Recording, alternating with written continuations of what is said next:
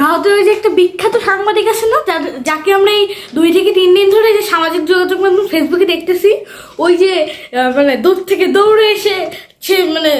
হুট করে কথা বলতে যায় একদম হকারের মতো। হকার যেমন ট্রেনে বা বাসে লাফ মেরে উঠে বলে এই নেন মলম, এই নেন মলম, ঠিক ওই রকম সে ওরকম মলম বিক্রি করতেছে এরকম মনে হয়।